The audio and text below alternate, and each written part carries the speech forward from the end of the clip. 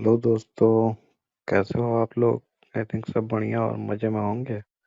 चलिए आज सुनते हैं कहानी, मज़ेदार और प्रेरणादायक। सुनिए और मज़े लीजिए। और हाँ, चैनल में नए हैं तो सब्सक्राइब जरूर से कर लीजिएगा। धोबी और जादुई गधा ढेंचू। बहुत साल पहले डमरू नगर गांव में सखाराम नाम का एक धोबी रहता था।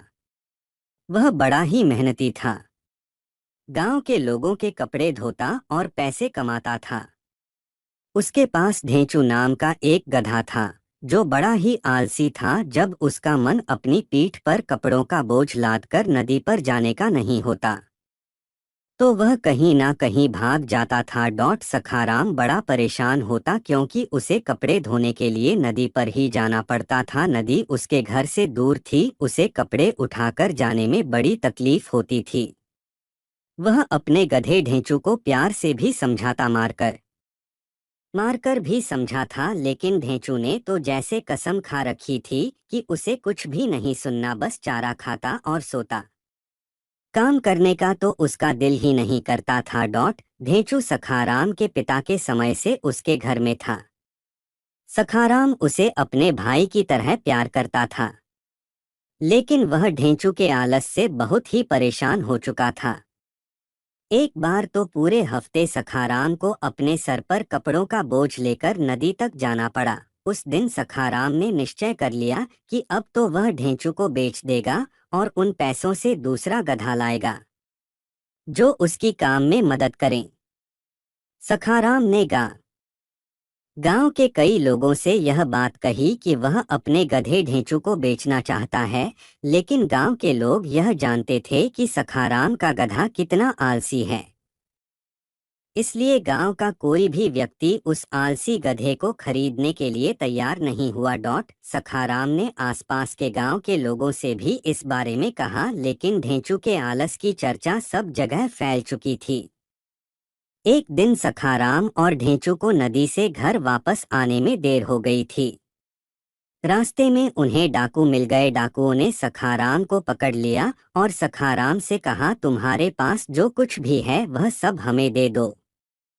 सखाराम ने कहा, डाकू महाराज, मैं तो एक गरीब धोबी हूँ, मेरे पास आपको क्या मिलेगा। डाकुओं ने कहा, हमने तुम्हारी और तुम्हारे गधे की चर्चा सुनी हुई है। गांव और आसपास के लोग तुम्हारी और तुम्हारे गधे के बारे में बातें करते हैं। तुम्हारे पास कुछ तो ऐसा होगा जिसकी वजह से सभी तुम्हारे बारे में बात करते हैं। अब सखाराम सोचने लगा, अगर मैंने इन लोगों से यह कहा कि मेरा गधा आलसी है, लोग इस वजह से चर्चा करते हैं, तो इन्हें मेरी बात पर यकीन ना होगा और यह मुझे मार देंगे। फिर सखाराम ने कहा, आपने हमारी चर्चा चर्चा किस बारे में सुनी है? तभी एक डाकू बोला, मूर्ख, चर्चा तो बड़े लोगों की होती है, बड़े साहूकारों की, जिनके पास रुपए पैसे हो। गरीबों के बारे में बात कौन करता है? यह सुनकर सखाराम को एक उपाय सूझा। उसने फिर उन डाकुओं से कहा, डाकू महाराज, लोग तो ऐसे ही बातें करते रहते हैं, मैं तो एक गरीब धोबी हूँ, मेरे पास आपको क्या मिलेगा? आप चाहे तो मेरी तलाशी ले सकते हैं। डाकुओं ने सखाराम की तलाशी ली, लेकिन उसके पास तो सच में कुछ नहीं था, तो उन डाकुओं को क्या मिलता। तभी एक डाकू ने सरदार से कहा, इसके पास जो मूल्यवान चीज है इसने कहीं छुपा कर रखा है, यह हर वक्त उसे साथ में लेकर नहीं घूमता होगा। डाकुओं के सरदार ने सखाराम को ऊंची आवाज में कहा, तुम सीधे सीधे हमें बताते हो या हम तुम्हें मार दें? सखाराम ने सरदार डाकू का पैर पकड़ लिया और कहा, सरदार, आप मुझे मत मारिए, मैं बताता हूँ, मेरे पास तो ले देकर सिर्फ एक यह जादुई गधा ही है, लेकिन यह कोई ऐसा वैसा गधा नहीं है महाराज। अमावस्या की रात को ठीक 12 बजे आप नहा धोकर अपने भगवान को प्रणाम कर इस गधे की पूजा करें और फिर इससे जो चाहे वह मांग ले, यह गधा सब कुछ कुछ देता है। डाकुओं के सरदार ने कहा, तुम्हें यह गधा कहाँ से मिला? सखाराम ने कहा, यह गधा मुझे मेरे पिताजी ने दिया था। डाकुओं के सरदार ने कहा, ठीक है, अब से तुम्हारा यह गधा हमारा हो गया। ये सुनकर तुरंत सखाराम ने कहा, नहीं महाराज, अगर आप यह गधा छीन कर ले जाएंगे या जबरदस्ती ले जाएंगे तो यह आपके किसी काम का नहीं होगा। आपको अपना सारा धन इस गधे के बदले में देना होगा, तभी यह गधा आपको वरदान देगा, नहीं तो आपको कुछ भी नहीं मिलेगा। डाकू लालच में आ गए। उन्होंने कहा, ठीक है, तुम यहीं रुको, हम जाकर अपना सारा सारा धन लेकर आते हैं। ऐसा कहकर डाकू सखाराम को और उसके गधे ढेंचू को वहीं छोड़कर अपना सारा पैसा लेने चले जाते हैं। सखाराम बड़ा खुश हो जाता है कि कहा तो वह इस ढेंचू को कम कीमत में भी बेचने को तैयार था, लेकिन अब उसे ढेंचू के बदले में बहुत सारा पैसा मिल जाएगा।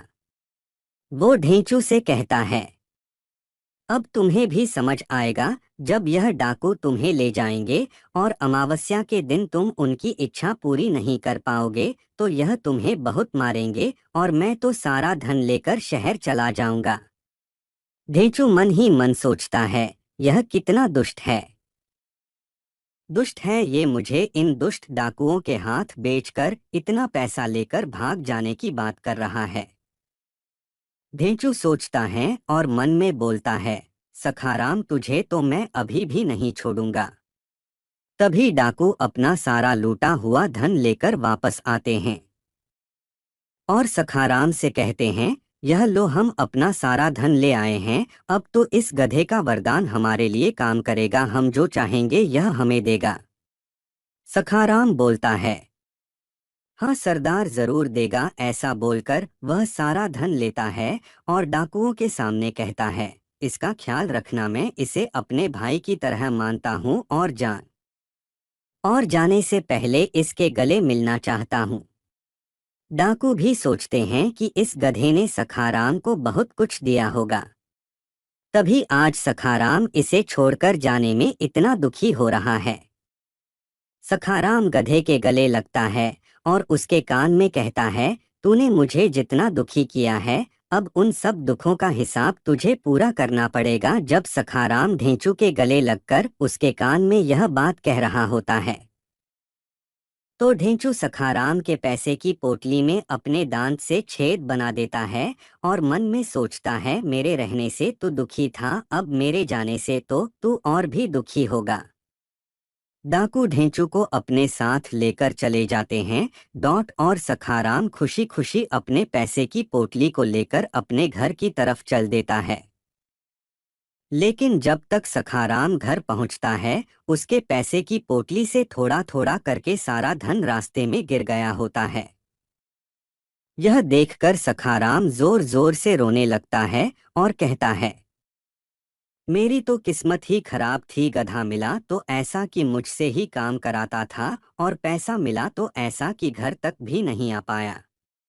कहानी अच्छा लगा तो लाइक, शेयर और सब्सक्राइब जरूर से कर ले ताकि ऐसे मजेदार कहानियां आपको हम सुना सके। प्यारे दोस्तों।